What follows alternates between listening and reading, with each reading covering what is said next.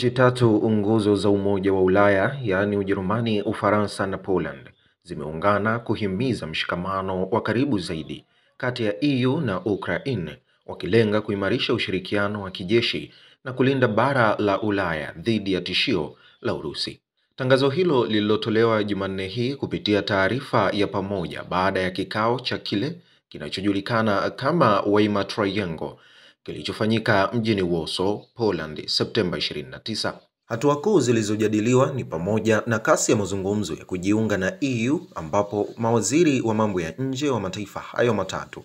walihimiza kuharakishwa kwa mazungumzo ya wanachama na Ukraine, huku wakiunga mkono kufunguliwa kwa sura muhimu inayohusu utawala wa sheria, udhibiti wa fedha na vita dhidi ya ufisadi, hatua ya mwanzo na ya mwisho katika safari ya kujiunga na umoja huo. Aidha, kuhusu hatua ya mashambulizi ya anga ya Urusi, mawaziri hao wamelaani mashambulizi makubwa ya anga yaliyofanywa na Urusi dhidi ya Ukraine hivi karibuni, wakiahidi kuwa hayatabaki bila jibu, huku wakiahidi kuongeza msaada wa kijeshi, hasa mifumo ya ulinzi wa anga, hadi pale amani ya haki na ya kudumu barani Ulaya itakapopatikana. Wamehimiza muunganiko wa haraka wa Ukraine katika sekta ya ulinzi ya Ulaya, ambapo tayari mwaka huu kuna hatua mbalimbali zimechukuliwa, zikiwemo kampeni ya serikali ya Ujerumani kuunganisha sekta za kijeshi za Berlin na Kiev,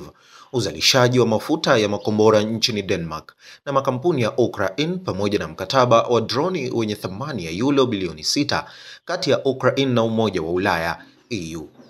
Kuhusu vikwazo vipya dhidi ya Urusi, Weimar Triangle imesisitiza kupitishwa haraka kwa mfumo wa 19 wa vikwazo vya EU ambavyo kwa mara ya kwanza vitalenga kampuni za nchi za tatu zinazounga mkono vita vya Urusi. Pia walipendekeza marufuku kamili ya LNG ya Urusi barani Ulaya, sambamba na hatua za kudhibiti shadow fleet ya meli za mafuta ambazo Urusi inazitumia kukwepa vikwazo. Aidha, kuhusu rasilimali za Urusi zilizogandishwa, mataifa hayo matatu yamependekeza mali za kifedha za serikali ya Urusi zilizogandishwa zitumike kusaidia Ukraine kupitia mfumo wa mikopo ya fidia, kwa misingi kwamba mnyanyasaji si mwathirika ndiye anayepaswa kubeba mzigo wa kifedha wa vita hivi. Licha ya changamoto za kisiasa, mivutano ya muda mrefu kati ya Poland na Ukraine kuhusu nafaka na tofauti za Ufaransa na Ujerumani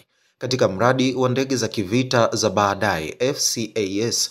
tamko hilo la pamoja linaonyesha dhamira ya dhati ya Ulaya kuimarisha mshikamano wa kijeshi na kiusalama, tofauti na mtazamo wa zamani ambapo masuala ya ulinzi yalichukuliwa kama wajibu wa kitaifa. Uvamizi wa Urusi nchini Ukraine miaka mitatu iliyopita imegeuka upepo wa kisiasa, kwani Ulaya sasa inashuhudia muungano wa kijeshi wa kihistoria ndani ya Umoja wa Ulaya EU, huku nguvu za umoja huo katika masuala ya ulinzi zikizidi kuimarika kwa kiwango kisichokuwa na kifani.